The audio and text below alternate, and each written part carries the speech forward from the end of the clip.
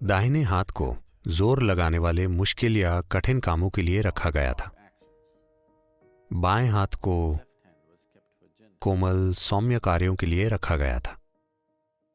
ये एक योगिक सिद्धांत है कि आप ताकत लगाने वाले काम के लिए अपने बाएं हाथ का उपयोग नहीं करते हैं, क्योंकि बाईं ओर को दिल को संचालित करने की जिम्मेदारी होती है, जो कोई छोटी बात नहीं है।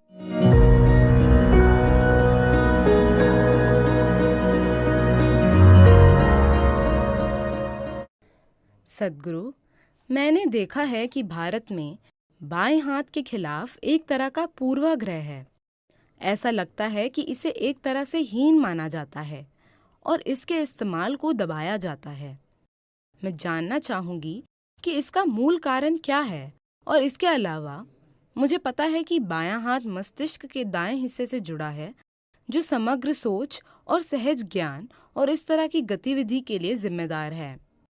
बाएं हाथ का दमन करने और मस्तिष्क के दाएं हिस्से के कामकाज का क्या संबंध है?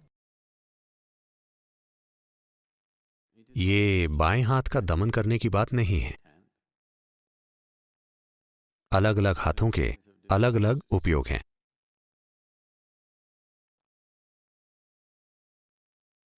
सभी भारतीय अपना सिर नीचे झुका रहे हैं। वे नहीं चाहते कि मैं इसके बारे में बात करूं।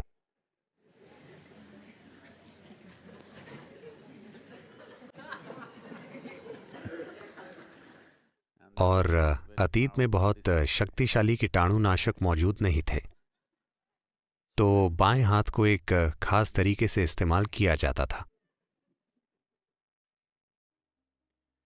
इतना ही नहीं, दाहिने हाथ को ताकत लगाने वाले मुश्किल या कठिन कामों के लिए रखा गया था। बाएं हाथ को कोमल सौम्य कार्यों के लिए रखा गया था। ये कोई सांस्कृतिक चीज नहीं है।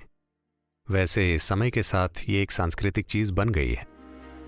But it is a yogic principle that you do not use your left hand for doing hard things.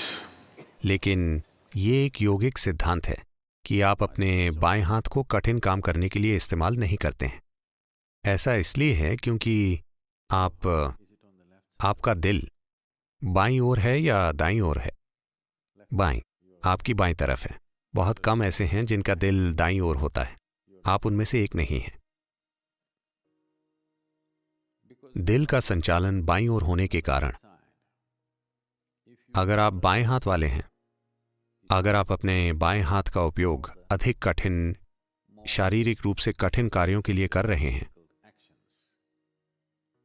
तो ऐसा एक शोध है जो दर्शाता है कि बाएं हाथ वाले लोग दाहिने हाथ वाले लोगों की तुलना में औसतन 7 साल कम जीते हैं, क्योंकि बाईं ओर को दिल को संचालित करने की जिम्मेदारी होती है, जो कोई छोटी बात नहीं है। तो बाएं हाथ को जोर लगाने वाला काम नहीं करना चाहिए।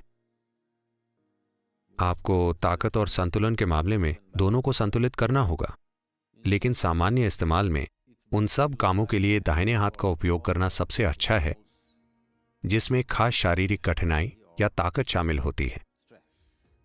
आप बाएं हाथ का उपयोग एक हल्के तरीके से करते हैं। इस संस्कृति में अधिकांश कार्यों में जिनमें संतुलन की आवश्यकता होती है, उनमें दोनों हाथों का उपयोग करना होता है।